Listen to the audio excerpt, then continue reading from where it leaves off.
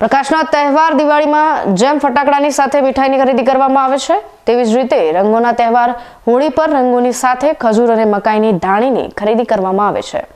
ત્યારે આ વર્ષે પણ હોળી પહેલા માર્ચમાં ધાણીની ખરીદીનો માહોલ જામેલો જોવા મળી રહ્યો છે। પોપકોર્ન વગર ફિલ્મોની મજા તો અધૂરી છે જ, પરંતુ તેની સાથે સાથે હોળીનો તહેવાર પણ અધૂરો છે।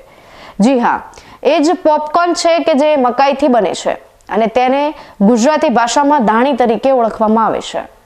હોળીનો તહેવાર નજીક આવી રહ્યો છે ત્યારે બજારોમાં ધાણીની ખરીદીનો જોરદાર માહોલ જામ્યો છે।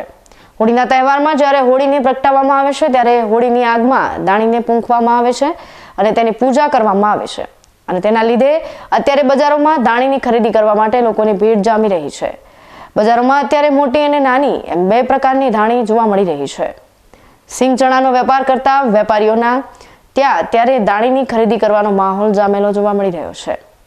સાંભળો ધાણીની ખરીદી કરવા માટે આવી રહેલા ગ્રાહકો શું જણાવી રહ્યા છે। હોળી આવેલી છે, ધાણીનું બહુ મહત્વ હોય છે।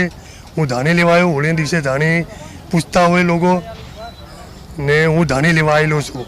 આજે હું મકાઈ લેવા આવ્યો છું। અમારે હોળી આવી રહી છે એટલે હોળીના તહેવારનું બહુ મોટું મહત્ત્વ હોય છે અને એ તહેવારના દિવસે અમારે મકાઈ ઘરે લઈ જવાની હોય છે। જ્યારે હોળી પટકાવી ત્યારે અમને અંદર પૂંખવા માટે કરી અને મકાઈ કોમ આવતી હોય છે, એટલે હું આજે ધાણી ખરીદવા આવ્યો છું। હોળી અને ખજૂરના ભાવોમાં થયેલા વધારાની સાથે સાથે આ વર્ષે ધાણીના ભાવોમાં પણ વધારો જોવા મળી રહ્યો છે।